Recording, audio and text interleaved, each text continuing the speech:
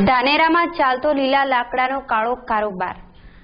રાત્રિના સમયે ટ્રેક્ટરો ભરીને ઠલવાય છે। ન્યૂઝ પોઈન્ટ ચેનલ આજે લીલા લાકડાના કાળા કારોબારનો કરશે પર્દાફાશ। ધાનેરામાં કઈ કઈ જગ્યાએ ચાલે છે લીલા લાકડાનો કાળો કારોબાર? લીલા લાકડાના કાળો કારોબારમાં કોણ છે સામેલ? કોની રહેમ નજર હેઠળ ચાલે છે લીલા લાકડાનો કાળો કારોબાર? કયા અધિકારીઓ સંડોવાયેલા છે લીલા લાકડાના કાળો કારોબારમાં? કયા રાજકીય આગેવાનો છે લીલા લાકડાના કાળો કારોબાર સામેલ? લીલા લાકડાના કારોબારમાં સામેલ તમામ લોકોને ન્યૂઝ પોઈન્ટ ચેનલ ખુલ્લા પાડવા જઈ રહી છે। ધાનેરા તાલુકામાં ઘણા સમયથી લીલા લાકડાનો કાળો કારોબાર જોરશોરથી ચાલી રહ્યું છે, ત્યારે ધાનેરા તાલુકાના ગામડાઓમાં પણ હવે લીલા લાકડાનો ગોરખ ધંધો દિવસે ને દિવસે વધી રહ્યો છે અને પર્યાવરણને મોટું નુકસાન પહોંચાડી રહ્યો છે।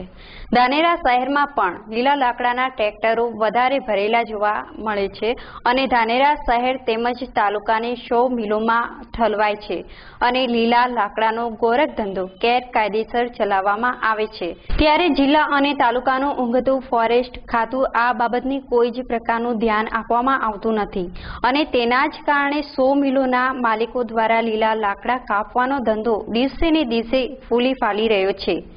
100 મિલોનો માલિકો લીલા લાકડાનું કટિંગ કરાવી ફેક્ટરીઓમાં વેચાણ કરી દેવામાં આવે છે, તેના પણ કોઈ જ પ્રકારના પાકા બિલ વગરનો ધંધો કરવામાં આવે છે અને સરકારના ટેક્સની ચોરી કરવામાં આવે છે, જેથી આ લીલા લાકડાનો ગોરખ ધંધો ચલાવતા લોકો સામે લાલ આંખ કરવાની જરૂર છે।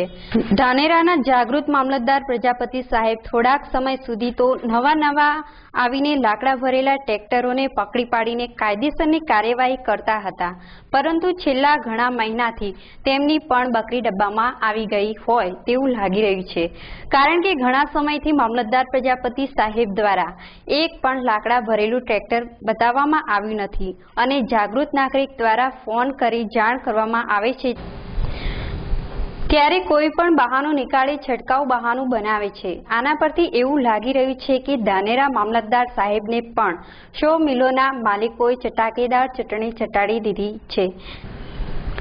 આ તમામ હકીકતોને ધ્યાનમાં લેવામાં આવે અને બનાસકાંઠા જિલ્લા કલેક્ટર શ્રી દિલીપસિંહ રાણા લીલા લાકડાના કાળો કારોબારને અટકાવવા ખાનગી ટીમ બનાવી આ કારોબારના કાળા ધંધા કરનારની શાણ ઠેકાણે લાવે અને પર્યાવરણને બચાવે તેવું લોકો ઈચ્છી રહ્યા છે।